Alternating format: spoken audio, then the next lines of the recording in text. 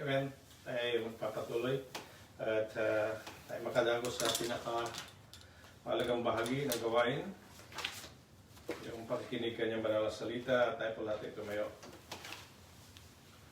Ating pumuksan sa Hebrew chapter 3, verse 12 to 14. Hebrew chapter 3, verse 12 to 14. Magsipag-ingat kayo mga kapatid. Baka sakaling mayroon sa kanino man sa inyo ng isang pusong masama na walang pananampalataya na naghihiwalay sa inyo sa Diyos na buhay. Ngunit kayo'y magpangaralan sa isa't isa. Amen. Araw-araw, samantalang sinasabi ngayon, baka papagmatigasin ng sino man sa inyo ng daya ng kasalanan. Verse 14, sapagkat tayo nagiging kabahagi ni Kristo, kung ating iniingatang matibay ang pasimula ng ating pagkakatiwala hanggang sa katapusan. Ay po, sandali mo na lang.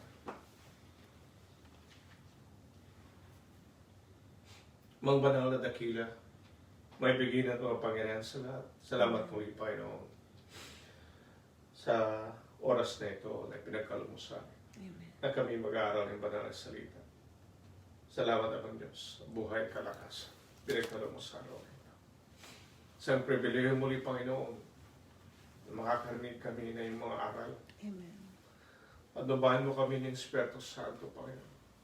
Gabayan at maging liwanagin naman Diyos ang iyong mga araw. Bigyan mo rin kami ng kalakasan na ito'y may pamuhay sa araw-araw. Amen. Magpalain mong bawat isa na makikinig at manunood at maging sa lingkod, Panginoon. Yung tulungan ng Diyos. Bigyan mo na ang karunungan ng gagaling sa iyo. Masaysay Amen. ang iyong mga banal na salita. May kalinawagan. May pag-ibig ang Diyos at sa kapangyarihan ng Espiritu Santo na muli kami mabusog sa oras na ito. Amen. Na ang kinamit tagumpay na gagaling sa iyo. Parang pa Jesus, maraming salamat. Amen.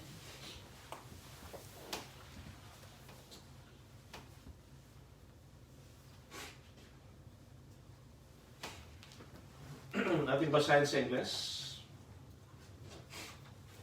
Sabi nito, beware brethren, lest there be any of you an evil heart of unbelief in departing from the living God, but exhort one another daily, while it's called today, lest any of you be hardened through the deceitfulness of sin. For we have become partakers of Christ, if we hold the beginning of our confidence steadfast to the end. Dito sa King James Version, sabi niya, we are made partakers of Christ.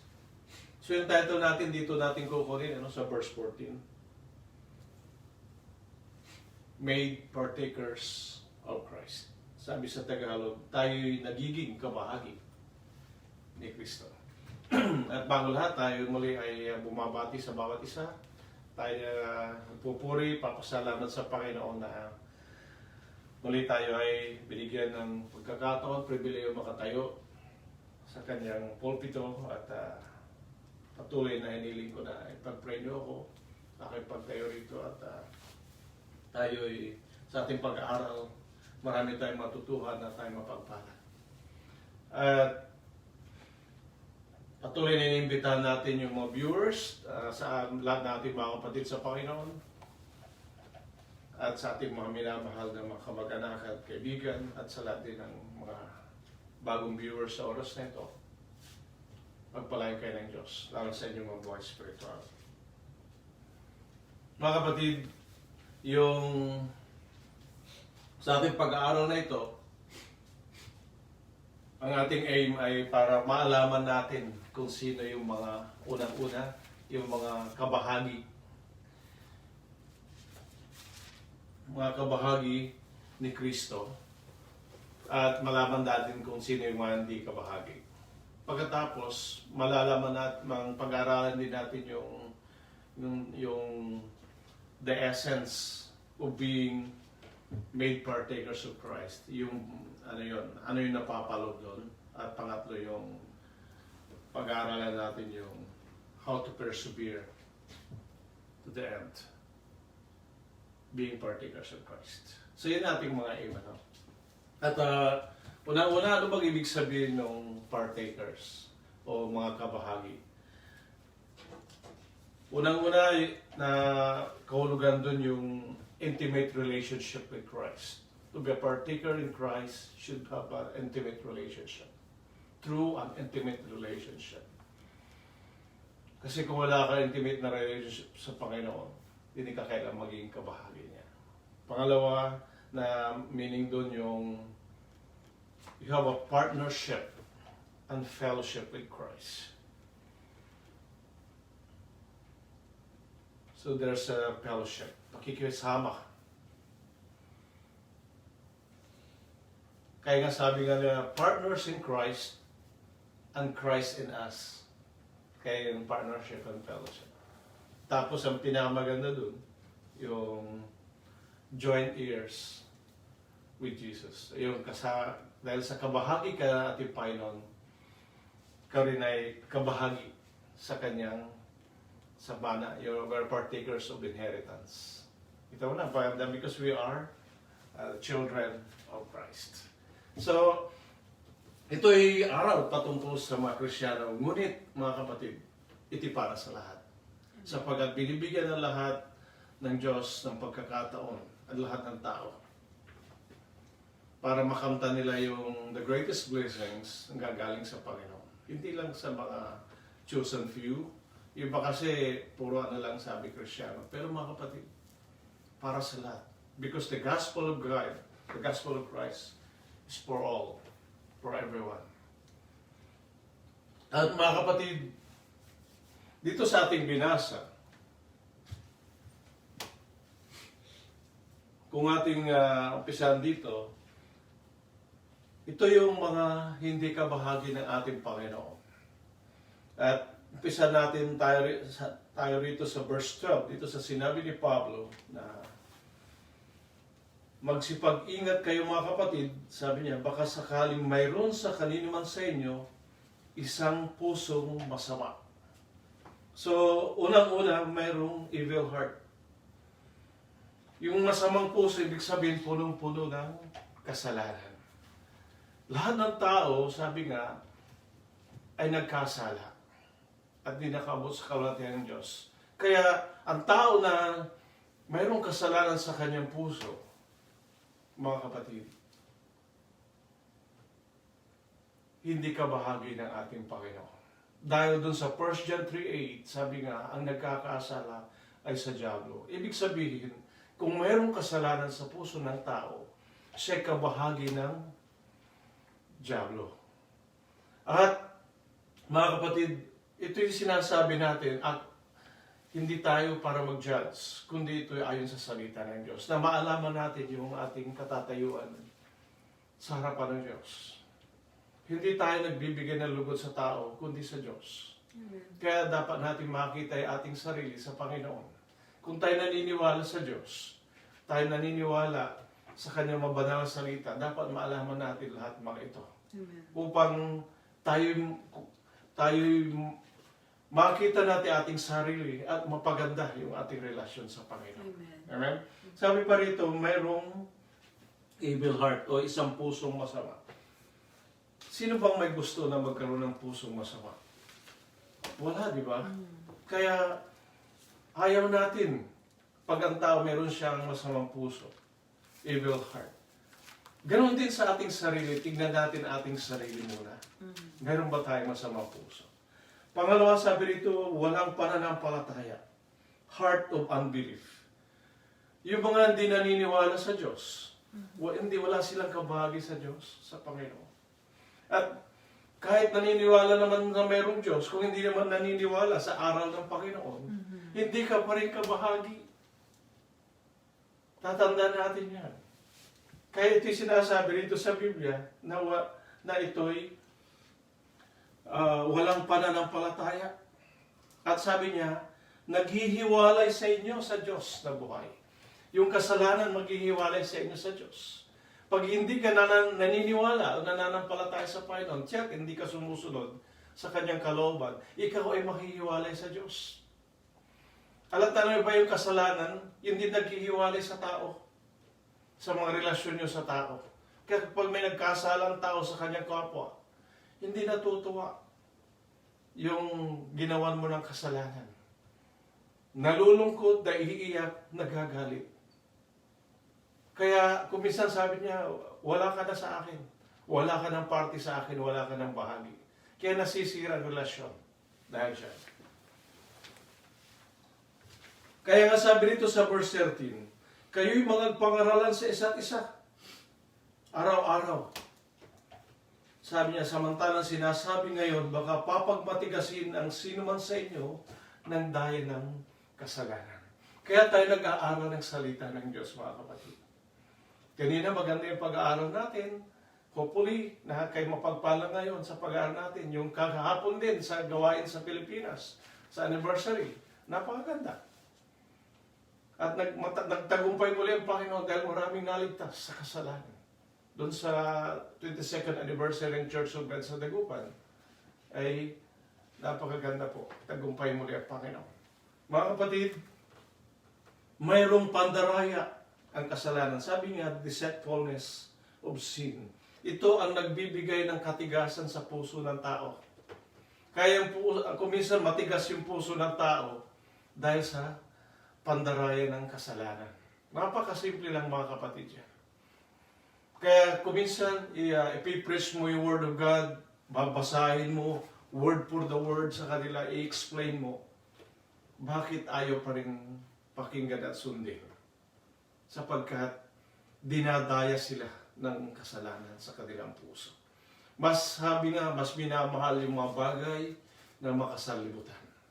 Kaya ito yung mga tao na walang kabahagi kay Kristo. Sila yung nasa kasalanan. Yung mga gumagawa ng mga bagay na makasalibutan na hindi ayon sa Panginoon.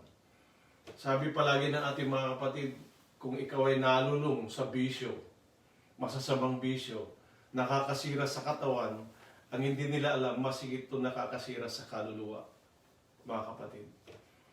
At kung paano nasisira yung katawang pisikal, tingnan mo yung mga drug addicts. Sinisira yung kanilang pisikal, sinisira yung kanilang kaisipan. Pero ang hindi nila nababatid, na sinisira din nila kanilang kaluluwa. Ganon din yung mga gumagawa ng kasamaan. Maraming mahihilig dyan sa salibutan, gawain salibutan. Nandi ayon sa aral ng ating Panginoon.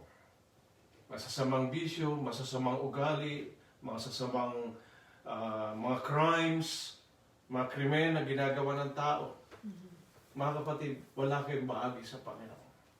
Gaano man ang inyong kalalagayan nyo sa society, hindi kabilang sa Panginoon. Maaaring kabilang kayo sa mga mayaman, ang matatalino.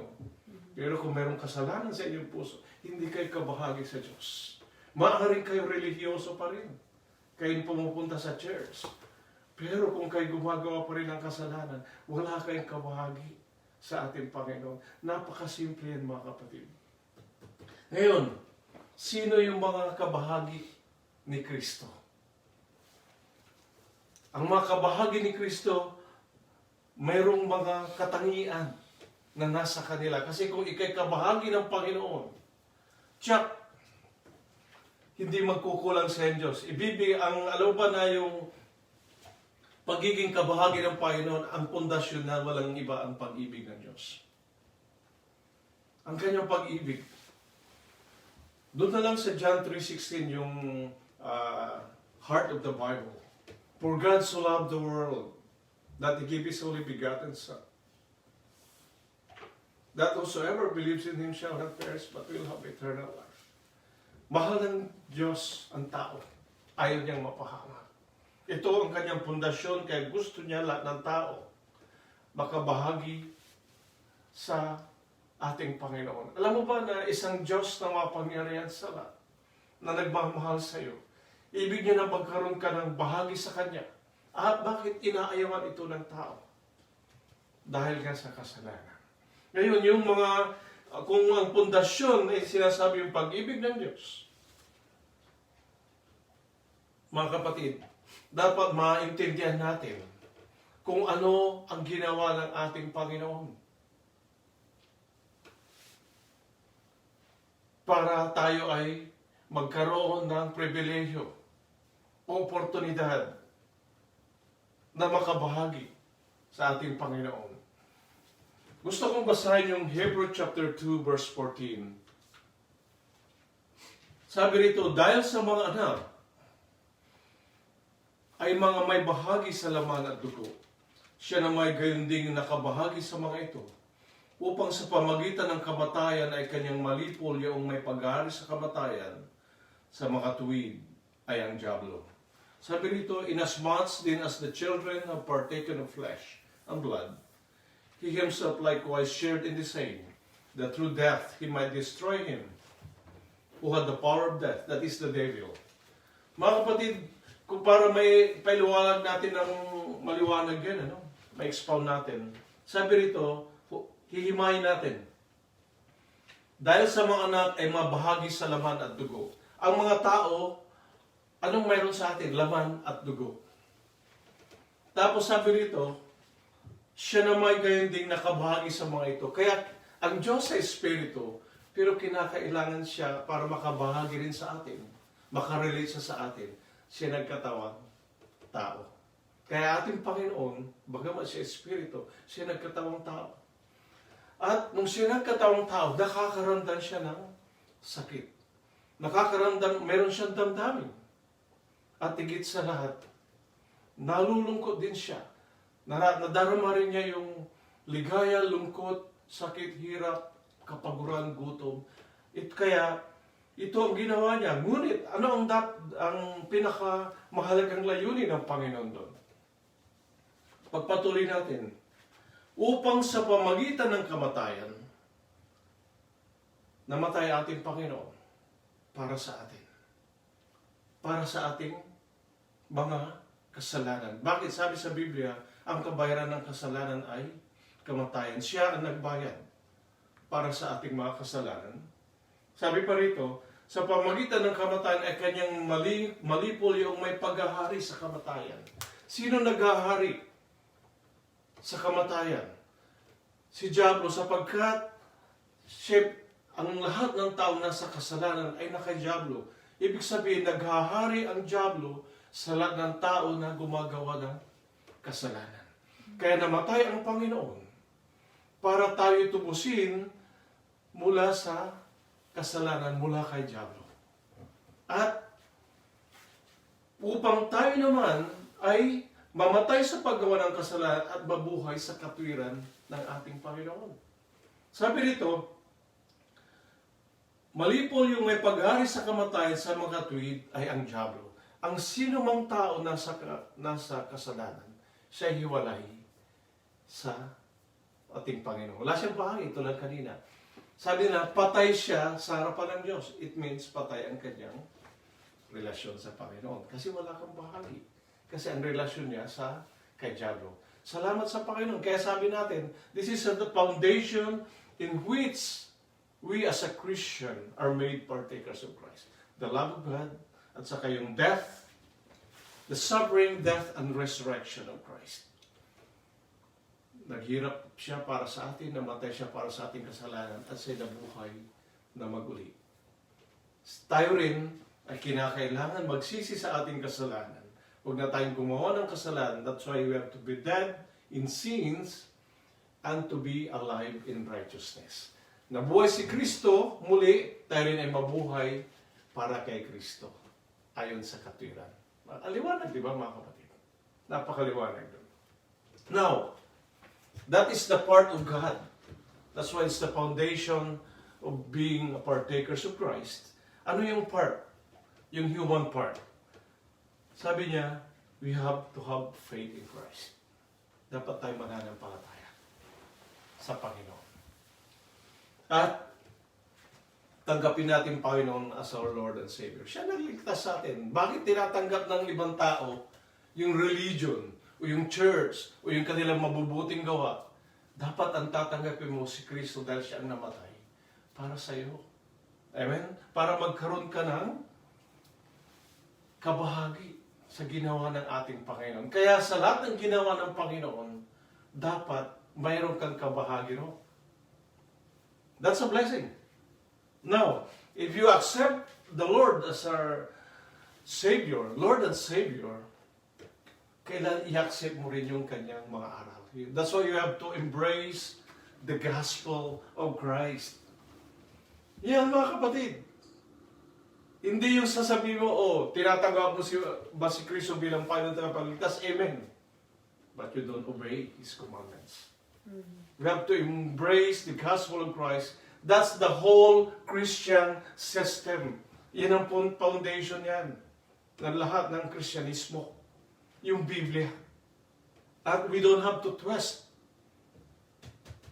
yung salita ng Diyos. Hindi mo tinitwist ito para sa yung isunod sa iyo. Kaya dapat tayo sumunod sa Biblia para mayroon tayong kabahagi sa Panginoon. Hindi yung salita ng Diyos ang isusunod sa atin para masunod yung ating kalooban. Mali-mali yung mga kapatid. Now, yung kabuuan, nung tinanggap mo na ang Panginoon bilang Panginoon tagapagligtas, ikay nagsisi ng totoo, mga kapatid, diyan napapasok yung ikaw ay kabahagi ng Panginoon. Kaya nga, tanungin mo yung matunay na Kristiyano, paano ka naging kabahagi ni Kristo? Ito ang sasabihin nila. Tinanggap nilang Panginoon bilang Diyos at tagapagligtas at higit sa lahat sila maging masunurin sa kanyang ebanghelyo. Kaya tayo nag-aaral. At ngayon, ito yung hindi natin ididiin, yung why we are partakers of Christ and how we become the partakers of Christ. Dapat maging maliwanag sa atin yan. Kasi kung naging maliwanag sa atin, higit mong pahahalagahan yung relasyon mo sa Panginoon. Amen. Higit kang mong mamahalin ng Diyos. Amen. At hindi ka nahihiwalay pa. That's why we share and receive all these spiritual blessings. And through the Word of God,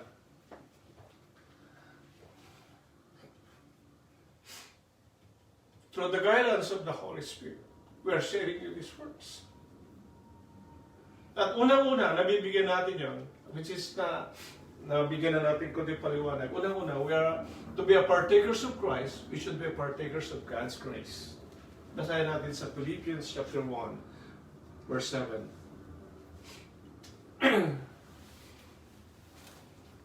Just as it is right for me to think this of you all because I have you in my heart, sabi ni Pablo. Inasmuch as both in my chains and in defense and confirmation of the gospel, you all are partakers with me of grace. Gaya ng matuwid na aking isipin gayon tungkol sa inyong lahat, sapagkat kayo nasa aking puso. Amen? Palibhasa ay sa aking matalikala at pagsanggalang, at sa pagpapatunay naman sa Ebanghelyo, kayong lahat na kasama ko ay may bahagi sa biyaya. So, gusto kong i-focus natin yung last phrase ng verse 7, yung partakers with me of grace, sabi niya. Partakers of God's grace. Alam mo ba na ang lahat ng Kristiyano, sila kabahagi sa biyaya ng Diyos. Sapagkat this is the necessity of every Christian. Hindi ka pwede mag-Kristiyano kung hindi ka maging kabahagi sa biyaya ng Diyos. At pag sinabi yung biyaya, sabi nga, ito yung unmerited favor, yung hindi dapat na pabor. Ito yung gift of God. Binibigyan niya ito libre. That's why grace of God. At pag sinabing grace of God, yung grace of salvation. At yun ang paano natin kanina, na lahat ng Kristiyano, sabi na nagkaroon sila ng tinanggap nila yung grace of salvation. Sila'y niligtas ng Diyos mula sa kasalanan. This is the transformation of the heart from sinful life to the righteousness of Christ. Kaya yung dating makasalanan, nung siya nagsisi, pinatawad ng Diyos, ay binago ng Diyos. Alam mo ba na may mga kaibigan tayo, no? O kaya classmate natin nakaraan, kasama natin sa trabaho. After how many years nakita natin sila, yung iba na ang naalala nila sa'yo, yung dati mong buhay. Dahil hindi nila alam eh. Di ba? So, akala nila, ay, yung dati kong kasama niyan sa trabaho, dati kong classmate yan eh. Mga kasama namin yung manginginom yan, mga babaero yan, mga kasama ng lahat niyang salaming masamang lakaran. Yun ang naalala nila. Pero yung taong yun na tumanggap sa Panginoon, sa susunod na magkikita sila, nagugulat na lang yung mga tao sa pagsabi niya, ibang-iba. Kasi dito sa biyaya ng kaligtasan.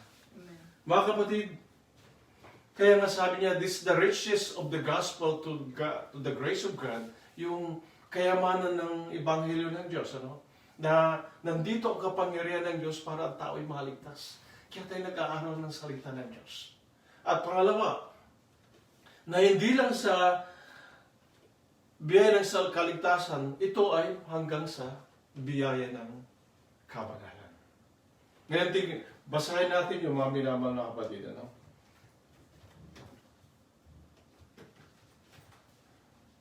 Dito sa Titus, chapter 2, 11 and 12. Sabi niya, for the grace of God that brings salvation has appeared to all men. Ito yung sinabi natin kanina. Pero yung tinirma yung verse 12. Teaching us that denying ungodliness. Ito'y nagtuturo sa atin upang pagtanggi natin sa kalikuan. Ibig sabihin, ang Kristiyano, tinuturuan tayo ng Panginoon pagkatapos natin maligtas, na tanggihan lahat ang kalikuan at kahalayan ng sanlibutan. Sabi rito, teaching us that denying ungodliness and worldly lust, we should live soberly, righteously, and godly in this present world. Mga kapatid, marapat mabuhay tayong may pagpipigil, matuwid at banal sa panahong kasalukuyan ng sanlibutan ito. Mga kapatid, sino magtuturo sa inyo yan? Kundi ang Diyos lang.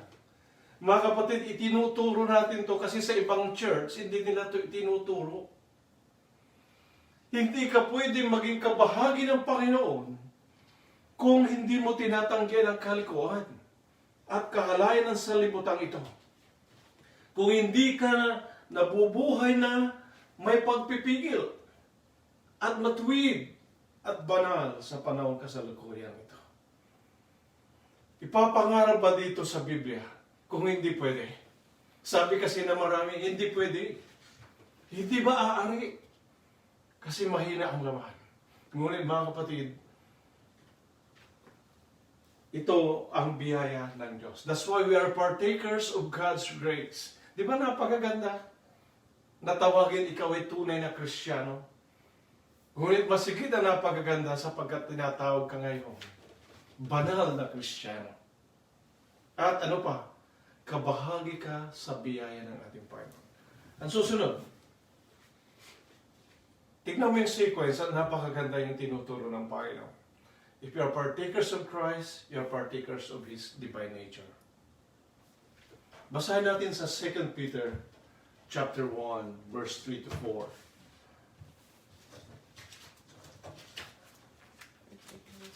Second Peter chapter 1, verse 3 to 4. Sabi rito, yamang ipinagkaloob sa atin ng kanyang banal na kapangyarihan ang lahat ng mga bagay na uukol sa kabuhayan at sa kabanalan, sa pamagitan ng pagkakilala sa Kanya na tumawag sa atin sa pamagitan ng Kanyang sariling kalulhatian at kagalingan. Amen. Na dahil dito ay ipinakulob niya sa atin ang Kanyang mahalaga at napakadakilang pangako upang sa pamagitan ng mga ito ay, take note, makabahagi kayo sa kabanalan mula sa Diyos.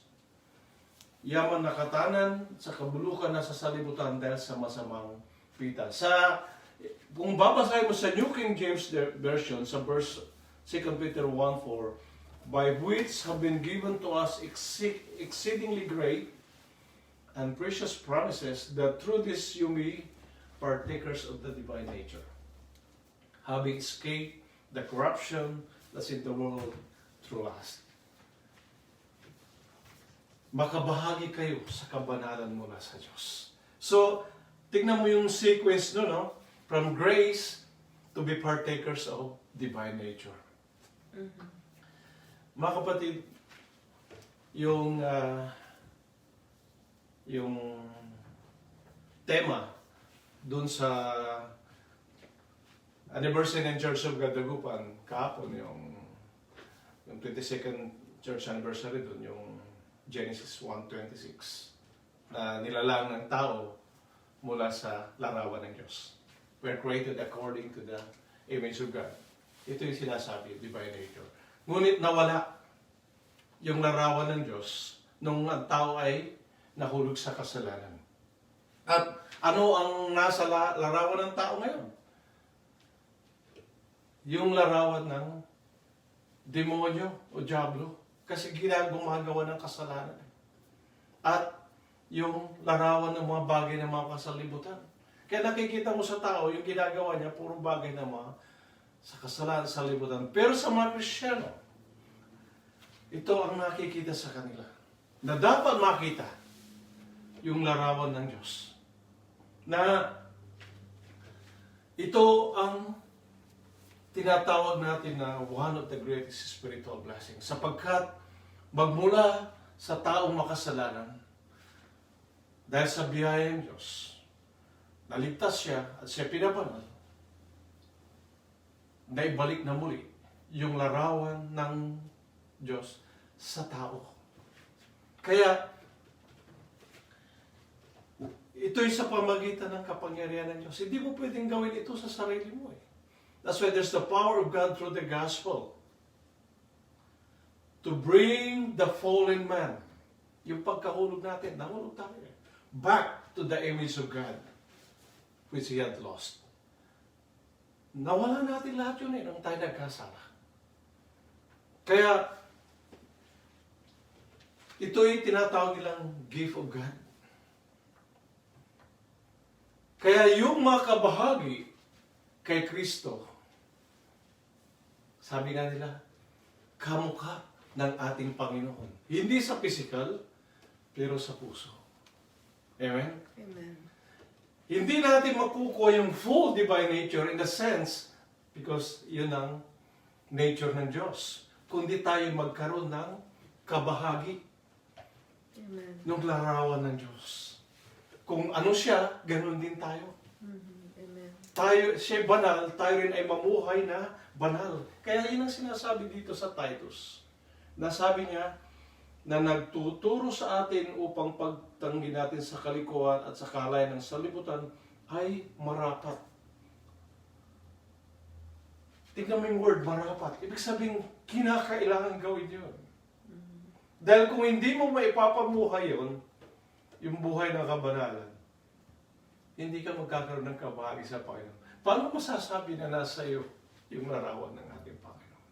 Kung nabubuhay ka sa kahalayan ng salibutan. Lahat ng mga masasamang gawin sa libutan. Kaya sabi nga, hypocrisy, paimbabaw lang yun, mga kapatid. Pero salamat sa Panginoon, ipinapaliwanag sa atin ngayon para lalo tayong magsumikap naman.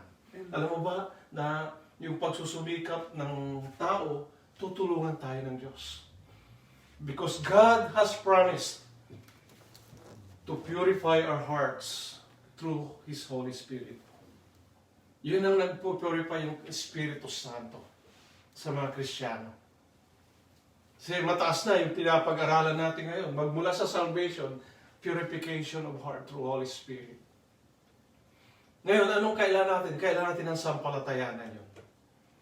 Sabi ng ating Panginoon bago siya umalis, hintayin niyo yung Espiritu Santo at magkakaroon kayo ng kapangyarihan. This is the one, mga kapatid.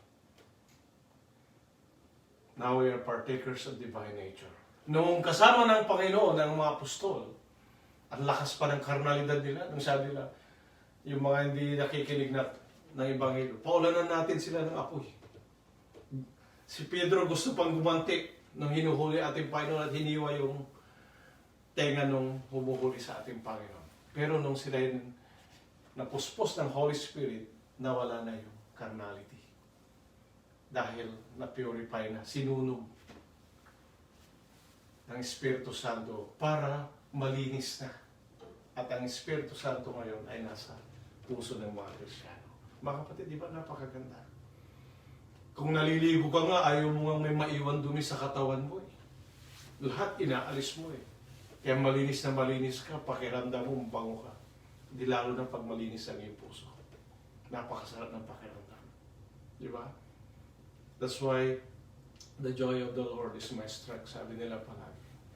Dahil malinis sa inyong puso. Meron kang tunay na kapayapaan. The more you're holy, sabi nga, the more you're joyful. Amen. There's a power in the blood.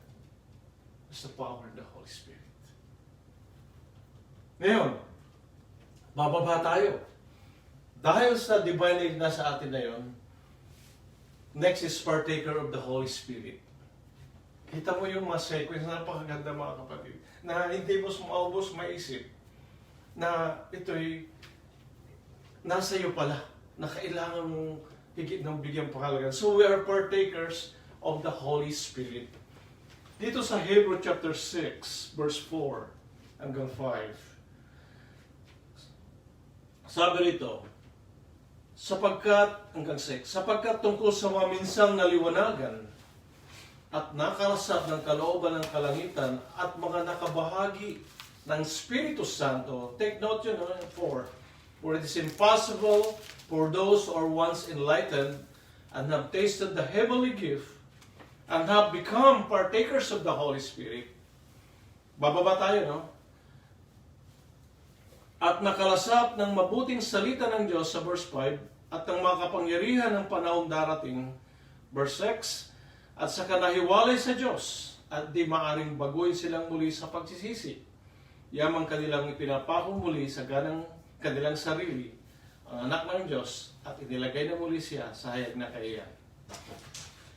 I-expound natin according to become partakers of the Holy Spirit. Hindi according doon sa konteksto na ibang meaning nito ng Hebrew verse 5-6. Tingnan natin.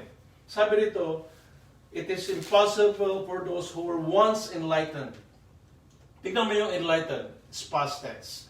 To be partakers of the Holy Spirit, nandun yung tinatawag nilang enlightenment of the Holy Spirit or illumination. Ibig sabihin, ang Espiritu Santo, sabi niya, siya ang nagbibigay ng kaliwanagan para paano tayo makasunod sa Panginoon. Paano natin maintindihan ang kanyang salita, paano natin to ipapamuhay sa araw-araw. So, sabi nga yung mga anak ng Diyos, pinapatnubayan sila ng Espiritu ng Diyos. Ngayon, mga minamahal kong mga kapatid,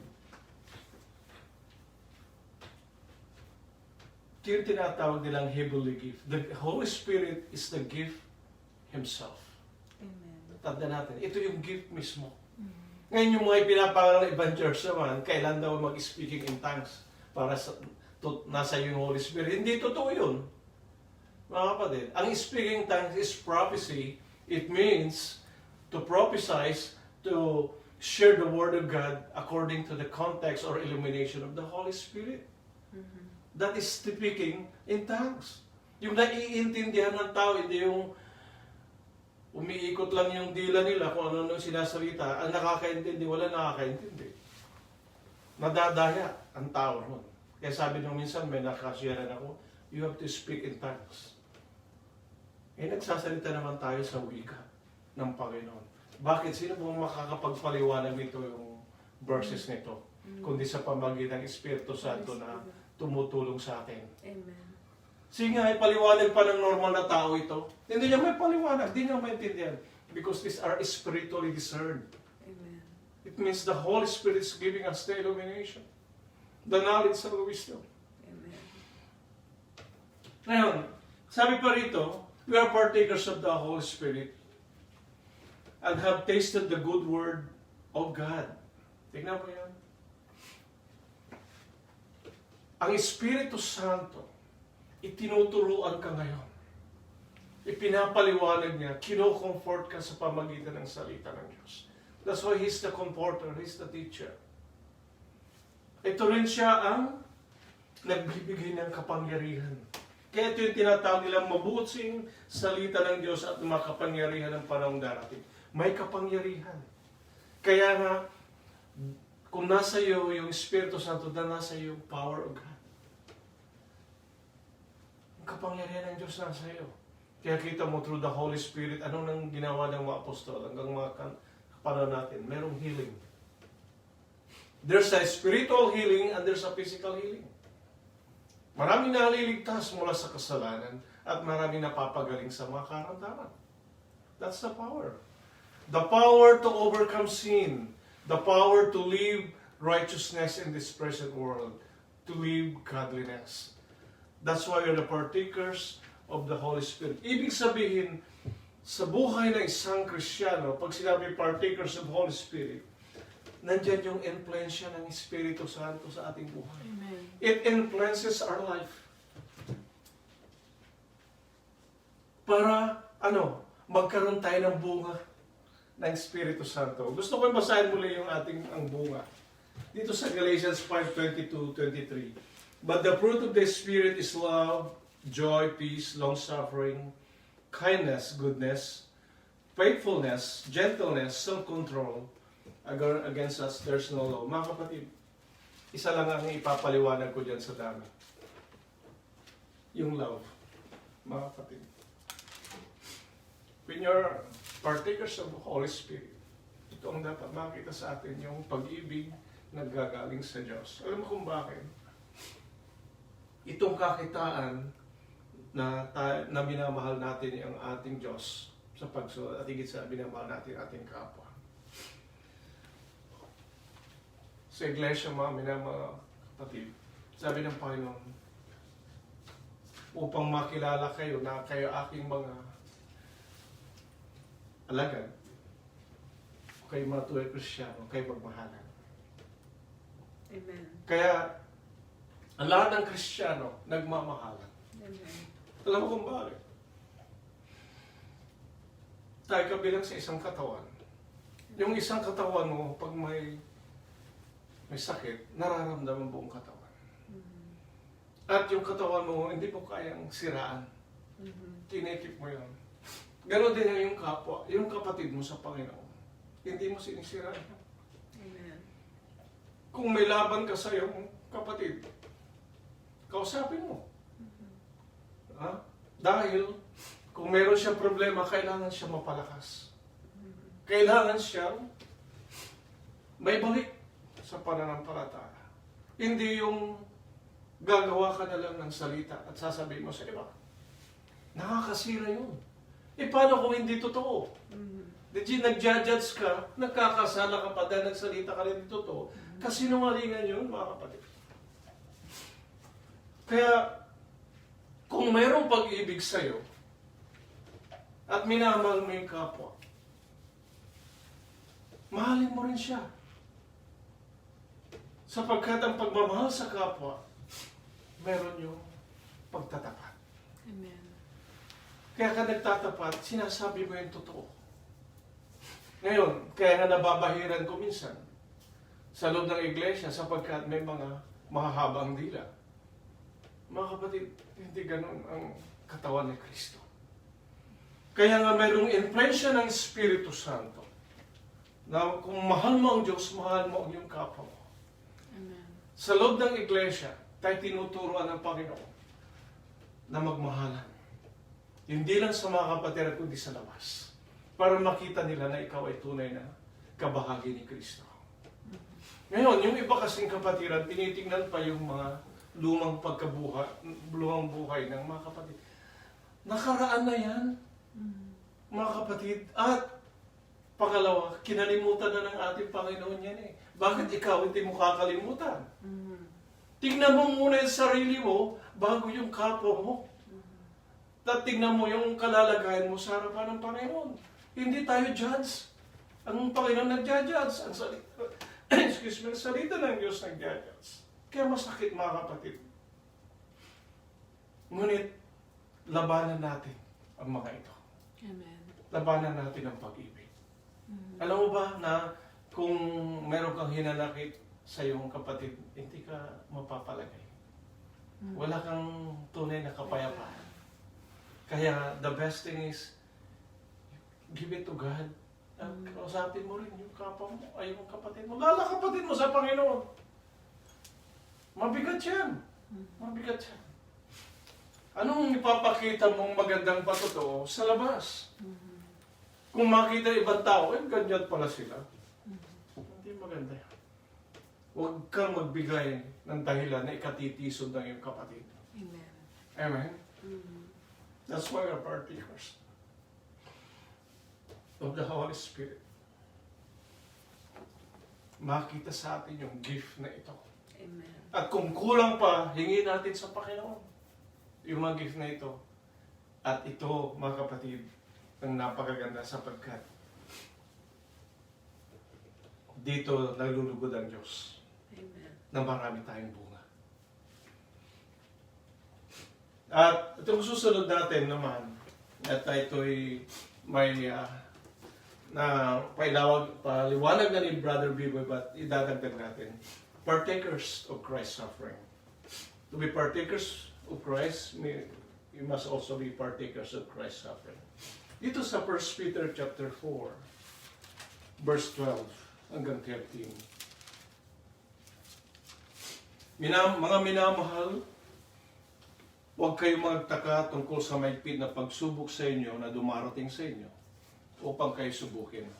Nawaring nangyayari sa inyo di karaniwang bagay, kundi kayo magalak sapagkat kayo makaramay sa hirap ni Kristo.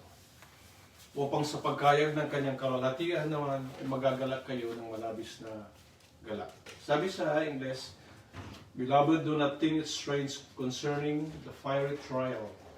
It is to try you as through some strange thing happened to you. But rejoice to the extent that you are partake of Christ's sufferings, that when His glory is revealed, you may also be glad, exceeding glory.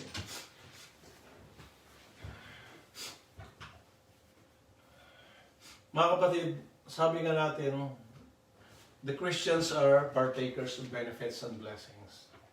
But we are also partakers of Christ's suffering. So, partakers of benefits and blessing through Christ, we are also partakers of Christ's suffering. That's also a blessing. Ano ba may blessing dyan sa suffering? Sapagkat sa kung paano ang ating Panginoon naghirap para sa atin. Pinakos na sa krus. Ano ang resulta doon? Para tayo maligtas mula sa kasalanan. Para magkaroon ng way ng redemption, tayo maligtas sa kasalanan. Para may balik yung relasyon natin sa Panginoon. Magkaroon tayong tunay na kapayapaan. Makabahagi tayo kaya sa ating Panginoon. Maging anak tayo ng Diyos at tayo magmamana ng buhay na walang hanggan. Tingnan mo yun. That's the blessing of sufferings of Christ sa mga Kristiyano. Ngayon, bilang Kristiyano, tayo nakakabahagi rin doon in a way that wala nang Panginoon, but His Holy Spirit is with us.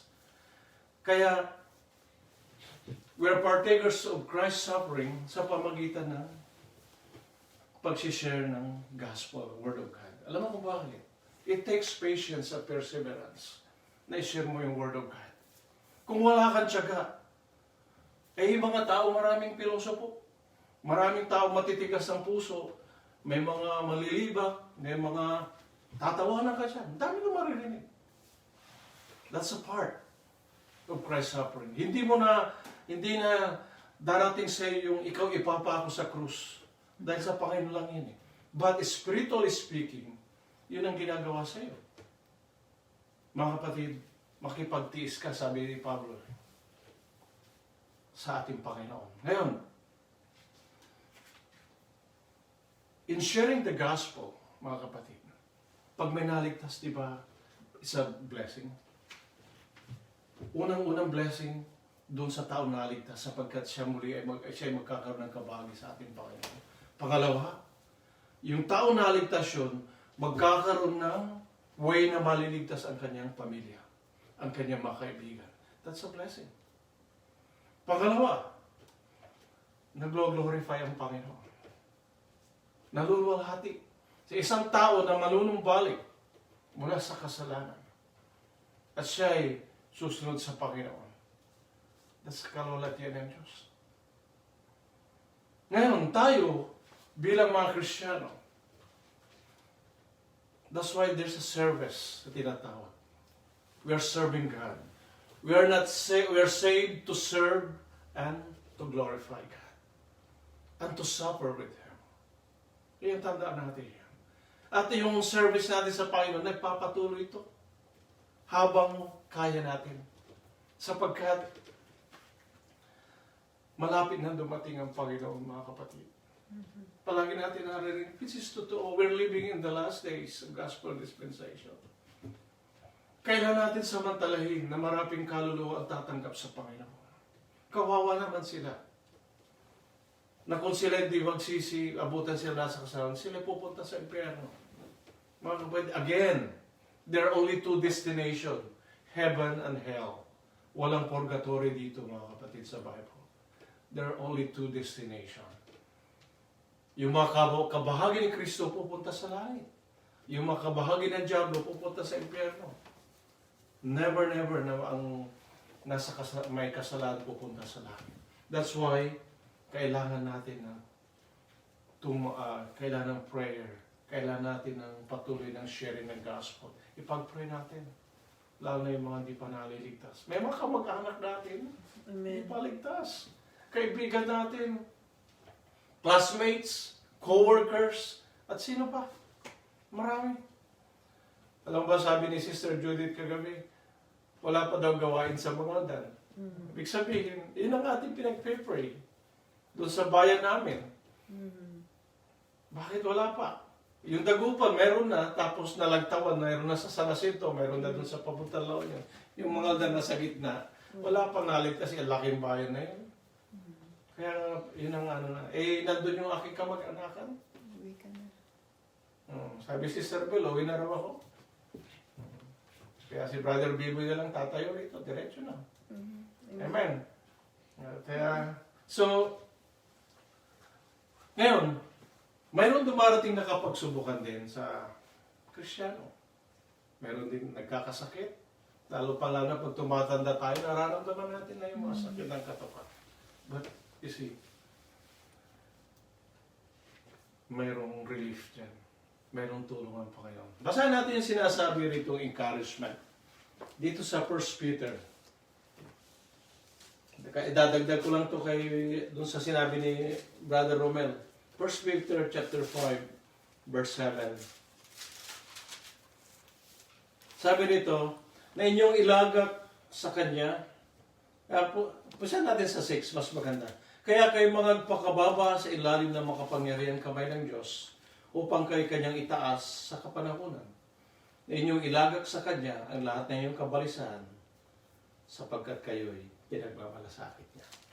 So, ito yung, sabi niya, casting all your cares upon Him, for He cares for you.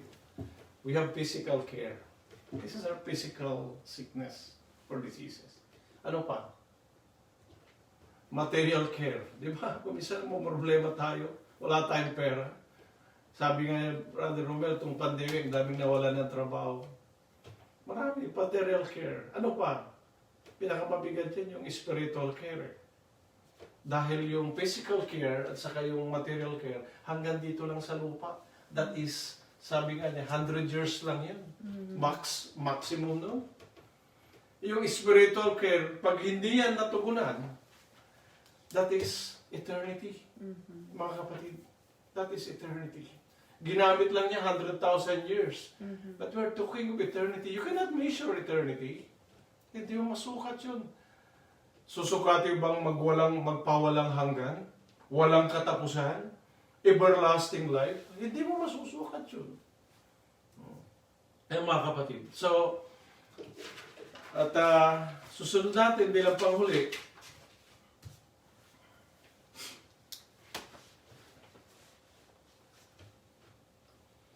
partakers of glory that will be revealed. Partakers of the glory of Christ. Dito sa 1 Peter chapter 5, verse 1.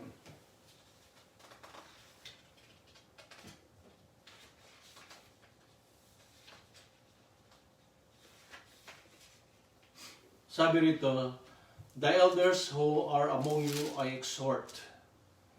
I who am fellow elder and witness of the sufferings of Christ, and also a partaker of the glory that will be revealed. Sa matatanda nga sa inyo, umaaral ako. Akong matandang kasamahan ninyo at isang saksi na mahirap ni Kristo na may bahagi naman sa kalahatiang ihahayag. I-focus yung last phrase ng verse, partaker of the glory that will be revealed.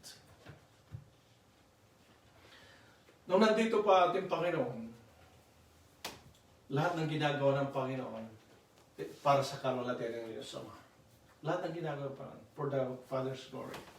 At ang mga Kristiyano, tandaan nyo, ang ating buhay is a glory unto God. Kalwalhatian ng Diyos yan. Kasi bakit? Tayo kabahagi ng ating Panginoon. Kung paano ang Diyos Ama nalulhati sa ginawa ng ating Panginoon, nalulhati rin siya sa mga gawain ng Kristiyano. That's why we have to give our life to God. Amen. We have to submit. Yeah. At tandaan natin na may mga steps dito para we can become partakers of the glory that will be revealed. Unang-una, yung ating binasa kanina, yung you have to suffer with Christ. Ano? Pero basahin natin ito yung Romans 8:17-18. Sabi ka rito, at kung mga anak, as sa verse 16, Romans 8:16-18, ang Espiritu ang nagpapatotoo kasama ng ating Espiritu na tayo mga anak ng Diyos. Amen? Ganda, no?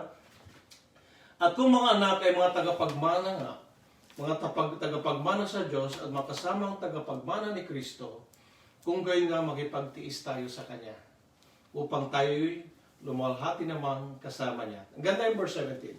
Sapagkat napatutunayan ko ng pagtitiis sa panahon ito, hindi karapat-dapat maitumbas sa kalahatiang mahayag sa atin.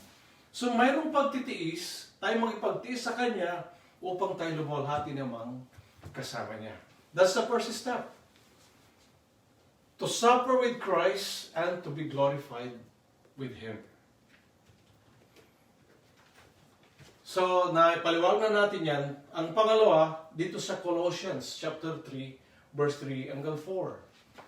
Sapagkat kayo nangamatay na, we are dead in sins. Sabi rito, at ang iyong buhay ay natatagong kasama ni Kristo sa Diyos.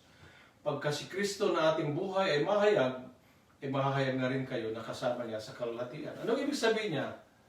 For you died and your life is hidden with Christ in God.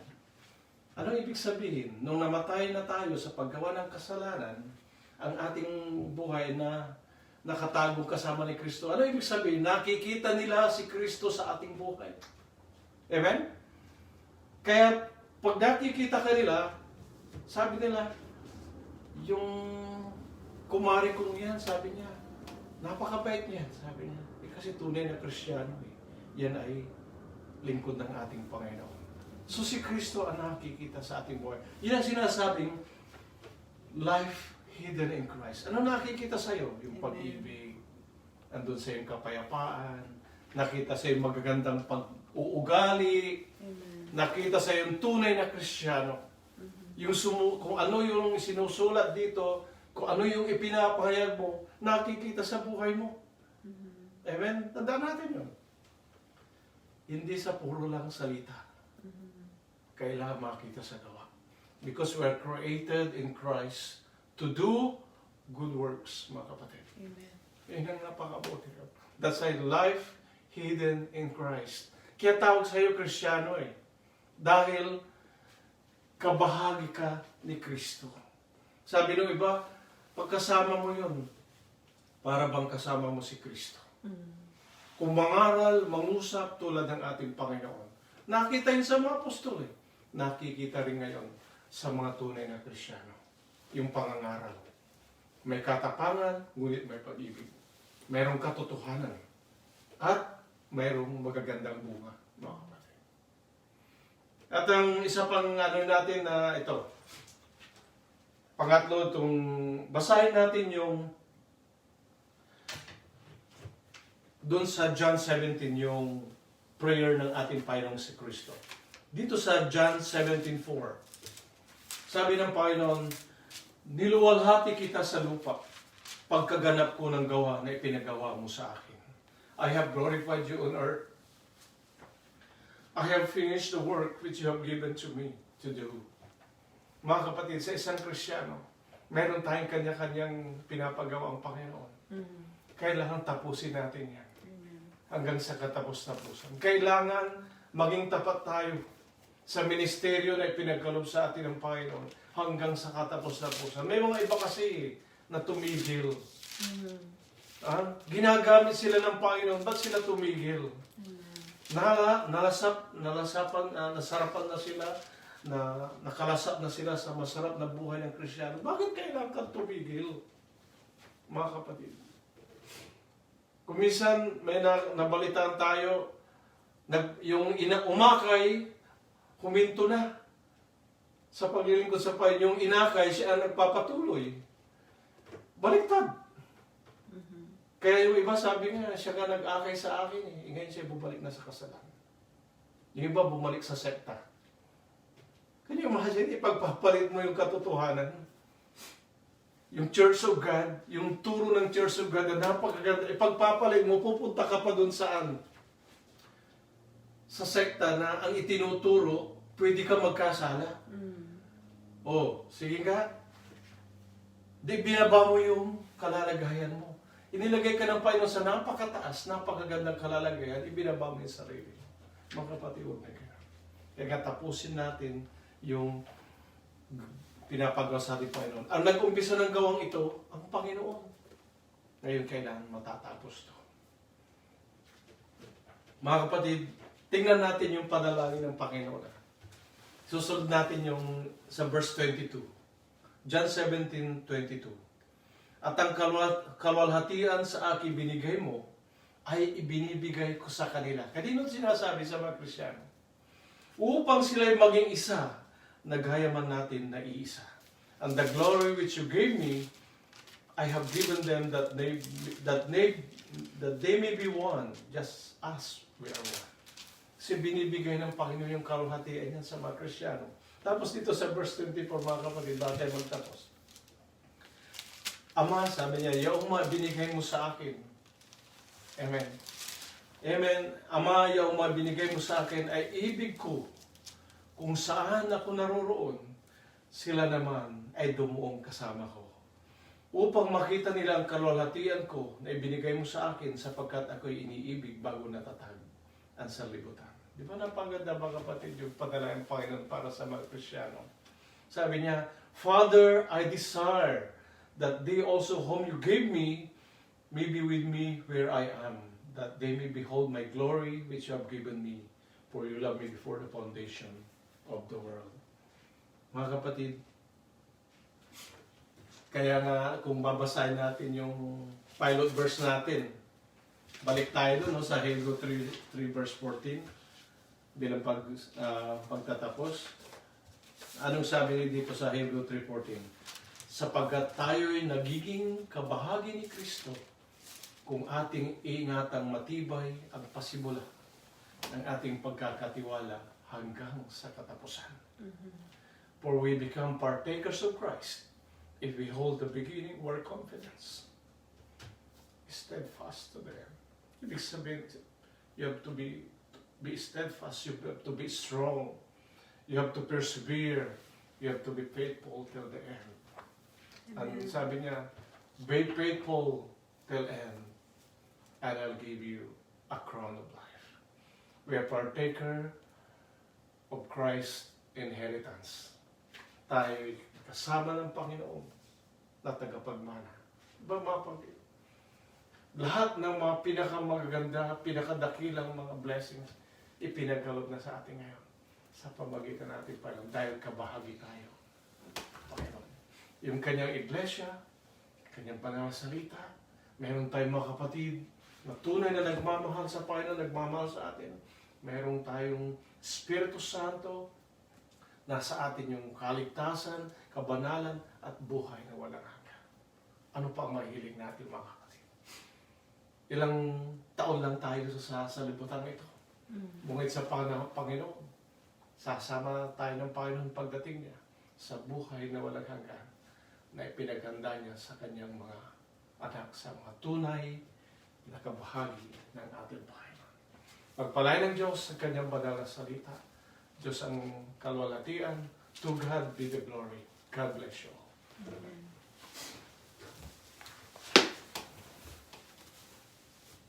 Ang banal na Panginoon. Amen. Nupurihan ka namin, Panginoon. Pinapasalamatan muli sa iyo. Napakagandang araw Amen. na kami nga ay pinakita mo ang mga tunay na kabahagi ng ating Panginoon. Salamat, Panginoon, na bagamat kami dating makasalanan, salamat sa yung pag-ibig ng mga Diyos na pinakalang Panginoon. Amen. Siya namatay para sa aking kasalanan upang kami naman magkaroon ng pagkakataon. Kami nagsisi, nagkaroon kami naligtas mula sa kasalanan. Kami makabahagi sa iyong biyaya, Amang Diyos. Amen. Makabahagi, Panginoon, sa kabanalan galing sa iyo. Kabanalan sa Espiritu Santo, Amang Diyos. Makabahagi, maging sa paghihirap, makabahagi sa kalwalhatian. Sa buhay na walang hanggan kami makabahagi, Amang Diyos. Amen. Panginoon, tulungan mo ang iyong mga anak na higit pa maging matatag, pagpatuloy at mapagtiis, Amang Diyos. Amen.